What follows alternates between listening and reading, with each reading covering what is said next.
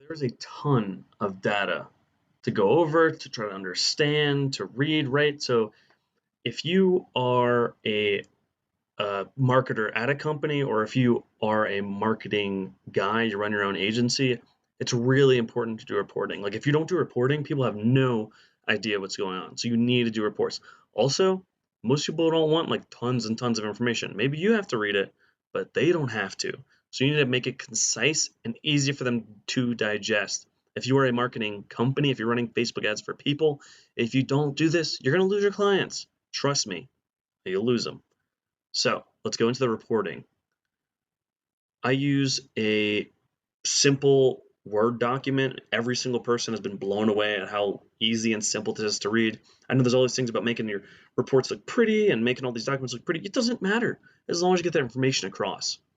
So this is a garage floor company that I was working with. I use the same template for every client. I just changed the title, and this place had a lot of different locations. So I would just had all these sheets for all these locations. You see me scrolling through a lot. You don't need to scroll through a lot. You just need one page. If it's one business, you need one page. Super, super easy.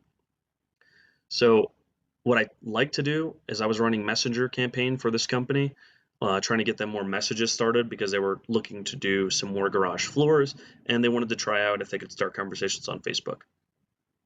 Since we're talking about lead gen for most of our stuff, I'll scroll down to my lead gen section.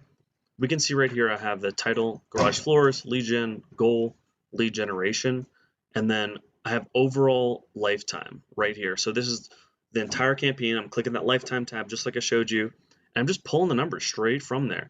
So the total amount spent, the total leads captured, how many impressions, and then the average cost per lead. And then I give them a little bit about that because not everyone understands, what's a good cost per lead or not. So I say this is a low cost per lead and should be continued. I need them to register that. $14 a lead is very cheap.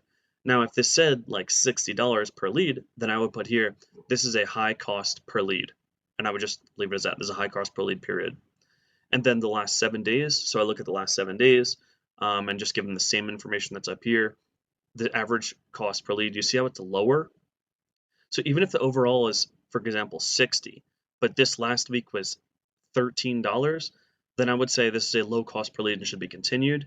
And then in the next steps, for example, if that was 60 bucks, I would say the campaign is now gaining traction. The leads are a lot lower cost, and moving forwards, we'll continue to observe. Because if they're really cheap, maybe they started off expensive, but now that they're cheap in the last 7 days, I want to see if that's going to continue.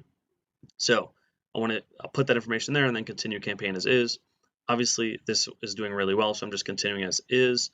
If it's not doing so well, if leads are coming in at $40 a lead, and then last 7 days was $40 per lead, I'd put here that you are in this week you are going to create 3 new ad variants and alter the budget depending on where it is. You need to give them information because even if you're not doing that good here, as long as you say that you're not doing good, but you put like something that you're changing about it, they'll trust you more. They know that you're actually working on it. Otherwise, all they know is money's going out the door and nothing's happening. If you're a marketing company reporting for somebody. Now, if you're doing this for yourself, it's really important that you look over all these numbers because when you're going through this, I typically recommend doing this weekly. That's why I have the last 7 days. Because when you're seeing it weekly, you're like, well, what happened last week?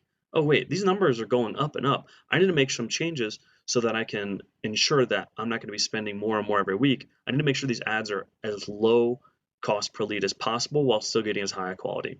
So I hope this report helps. I'm obviously giving you this report so that you can alter it and make changes wherever you want. And again, it should probably only be one page because you probably only have lead generation. But if you have more, then you can use more of this page. I hope that is very helpful for you.